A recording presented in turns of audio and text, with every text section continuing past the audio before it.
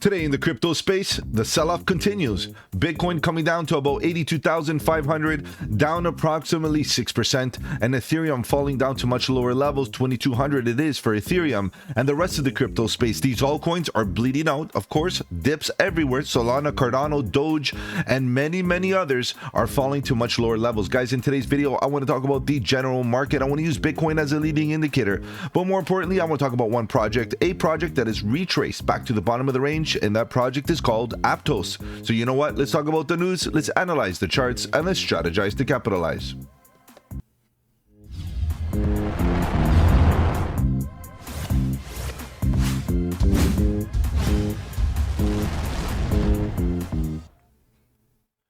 Welcome to the channel. My name is Mike, and let's get right into it, guys. If you're new to the channel, welcome. On the channel, we talk about cryptocurrency, Bitcoin, Ethereum, and all the altcoins, looking for opportunity. Whether we go up or down, bearish or bullish, it doesn't matter. All we want to do is stay one step ahead of the market so that we can capitalize on any of the volatility. And if you appreciate the strategy, subscribe to the channel, click the bell so you don't miss out on any of my future videos, including the live streams at 8 p.m. EST, where we talk about crypto news and price action. Guys, if you have any projects you want me to cover here on the channel, feel free to let me know in the comment section below. You can hit me up on the socials. The links are in the description. Better yet, guys, join the Discord. The Discord is where it's at. Lots of good alpha, trade setup, fundamentals, and learning material. The best part is it's absolutely free. All right, guys, let's begin. Let's see what's going on here with this market. We see that the overall market cap continues to drip down approximately 5.3% to the downside here. But the good news is there is a little bit of good news. The trading volume is kind of coming down as this is happening, which means that the market participation is no longer there, meaning that it's going to be a little bit difficult to sustain this sell-off without people selling. So without volume, the sell-off might stop, right? So of course, we're not going to get too ahead of our head here, because ultimately, you know, we're looking for support, guys. We're looking for structural support, and a lot of these projects are not giving it to us right now. Let's scrape through the top 100. We'll take a look at the Bitcoin chart real quick, and then we'll take a look at Aptos. Okay, so top 100, what can we say? The market is coming down, guys. Look at the fractals, the 1 hour fractals. I would say that on average, the market is down another 5 to 10%, give or take. I would say a good average is about 5%. However, some of them are down a little bit more. We have some good projects coming down, right? A Hyperliquid, a lot of people buzzing about that one. I found that one interesting as well. And we have Near Protocol doing okay, considering today is only down 2.3%. But Ondo keeps on rolling over here and falling to lower levels. BitTensor, Tau coming down. So we got a few dips here, and some more than others. Obviously, Sonic coming down even further, guys, down approximately 12%. I think Sonic, if it can get some good levels, guys, it's time to scale up those positions, because you saw what Sonic did when it started to run. Guys, that's just a wake-up call. All right, let's continue. What else do we got here? We have Celestia waking up pretty good, and we continue down, and you can see a bit of bounces. A lot of dead cat bounces in the last little while. We come down for a hit, a bit of a dead cat bounce, and come down for potential lower low. So anticipate that. Some of them are actually playing out more than others. For example, CRO coming down, dead cat bounce, coming down for the potential lower low. And that's not a good look. That's not what you want here, guys. If you get a bounce, you want a sustained rally or some sort of relief to the upside, not a dead cat bounce. And in that case, you know, it's not ideal to see, but this is what we're in. And we're in a short-term trend to the downside here, guys. So be careful getting into overly aggressive long positions.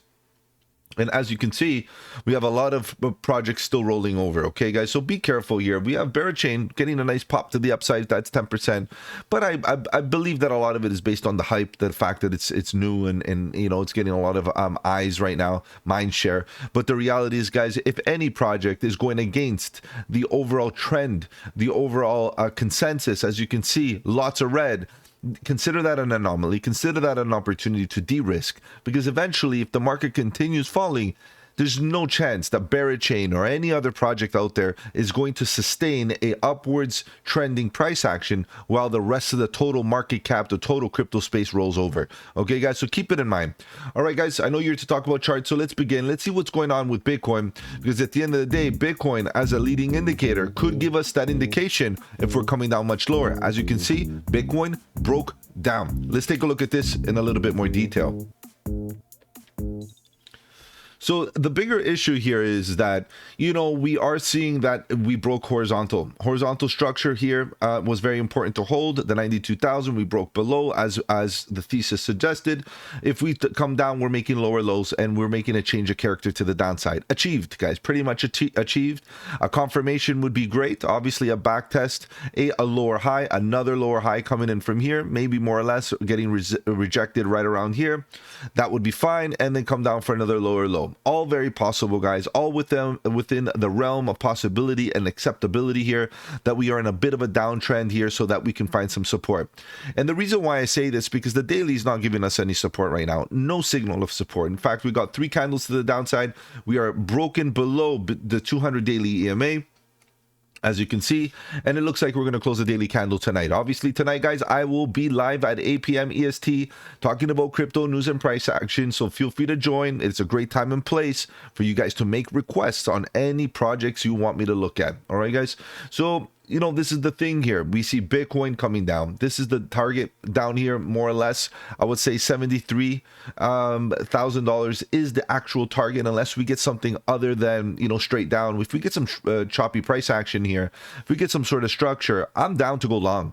I'm definitely down. There's no reason why I wouldn't be. But as it stands, as it looks, as the market unfolds, there's no indication of a reversal here, guys.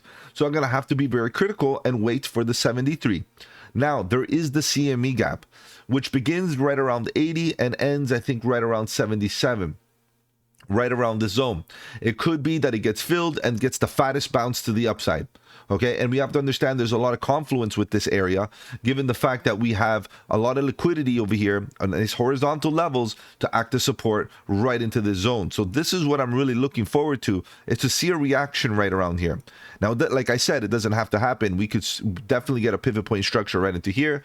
As of now, let's see, Bitcoin is oversold. It reached that territory, guys. Finally, the daily time frame is completely oversold.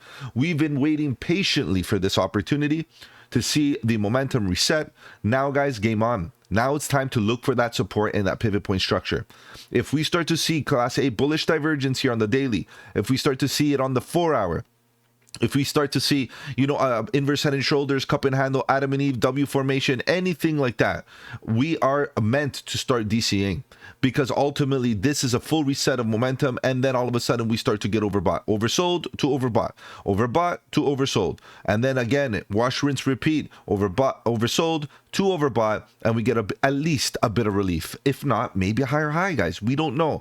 Ultimately, things are looking good, because finally we can probably get risk on upon a structure. We got to wait. EMAs are still facing down here. Not a good look. Red histogram bar is coming down. Not a good look. So just keep in mind that the trend oscillator is suggesting more bearishness in the immediate short term. So this is what Bitcoin is doing. It's giving us a bit of weakness on the daily. Let's pay attention to the daily. Obviously, we can drop to the 4-hour every once in a while to see what kind of structure it's building. There isn't anything here, guys. We're oversold in a big way here on the 4 hours. You can see we came down again, and maybe a bit of divergence here on the volatility and on the expansion, but nothing to be celebrating over right now at the current moment. There's no indication of a reversal or anything like that. We could keep on dripping down to about 77 to about 73, depending if we want to respect the CME gap or if we want to respect the bottom of the volume gap, where we introduce some support via price action looking left. That's all we got here, guys. Okay, so be careful. I think that going long is not the best idea unless you're getting into small bags, because small bags allows you to retain the majority of your capital to buy further when we do get either the structure or the support down at lower levels. Okay, guys, so let's jump right into Aptos. Given that Bitcoin is in a downtrend, is it fair to say it is time to buy altcoins? Look, it's not the greatest idea, to be honest.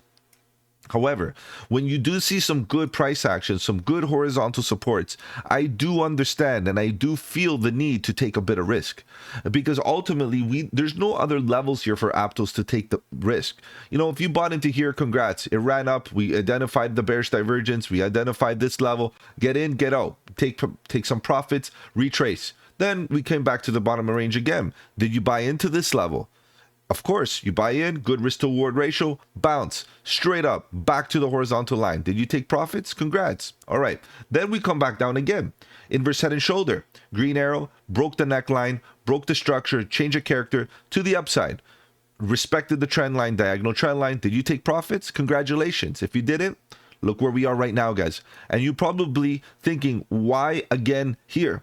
The reality is that the market right now is respecting this horizontal level too well. And I'm going to highlight it, make it a bit thicker. And the reason why I don't like that the price action respecting the horizontal too well, is because it is a perfect place for market makers to cause a lot of pain.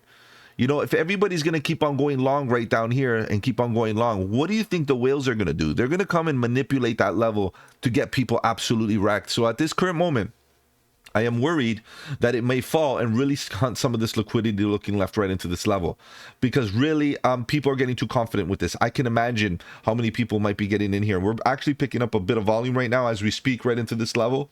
And if you plan on getting into a long position right here, have your clear invalidation, because you can see we're back at previous lows where we got bounces before.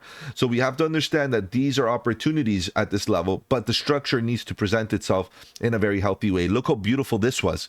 Beautiful, beautiful structure. Neckline was clear. What clarity do we have here? Other than it being maybe something like this, or maybe a bear flag for a continuation down. We don't get anything. We don't have much here to get bullish on. And if you look, we did get a bit of a reset. You can see that we got oversold, and I just want to quickly look at the price action.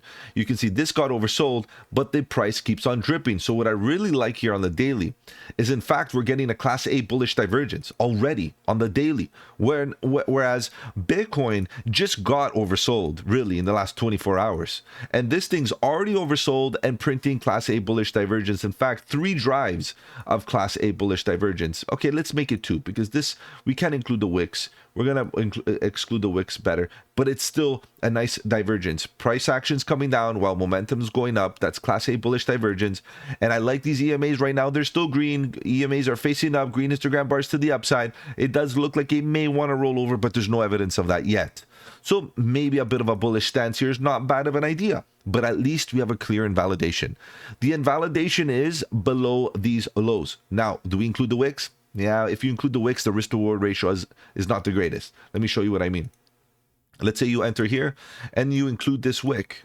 Okay, and you start to say, okay, where do I take profits? Let's be modest. Let's not go overboard, right? Right into here. Quick move to the upside, you take profit, right? Risk to reward is 3-1. It's not bad, but as soon as you go down here and start including that, the risk to reward gets doesn't look that good.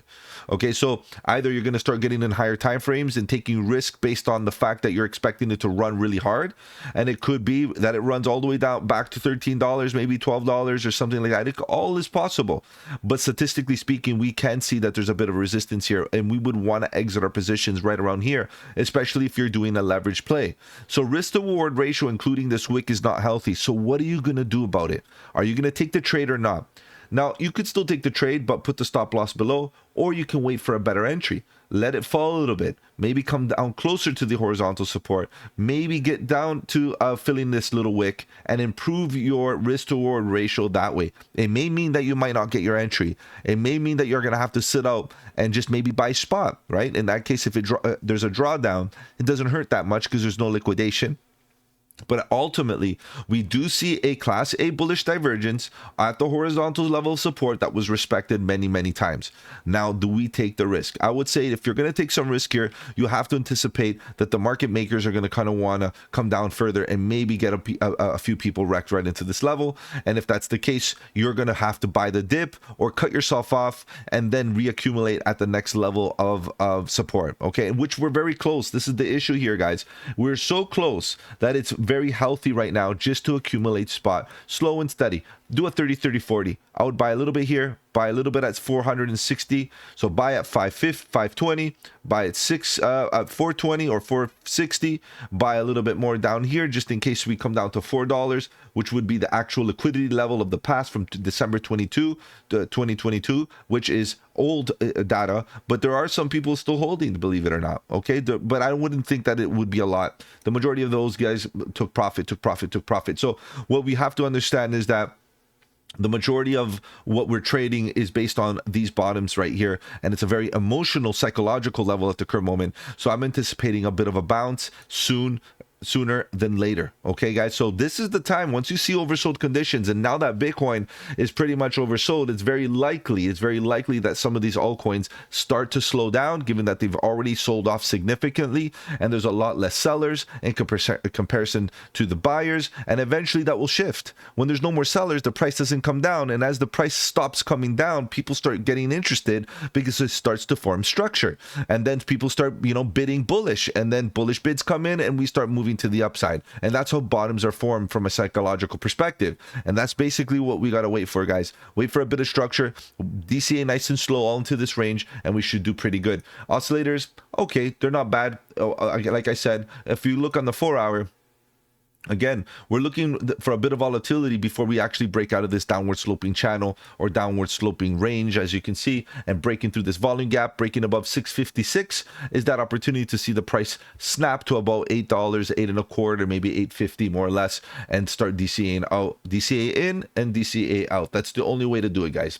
All right, guys, if I've offered you any value in this video, do the channel a massive favor, slap the like button. It does really help out with the algorithm. If you want to follow me on the socials, the links are in the description below. Feel free to join the Discord, guys. The Discord is where it's at. Lots of good alpha, trade setups, fundamentals, and learning material. The best part is it's absolutely free. Guys are going to be live tonight at 8 p.m. EST, where we talk about crypto news and price action. Take care, have a good one, and don't forget, buy the dip.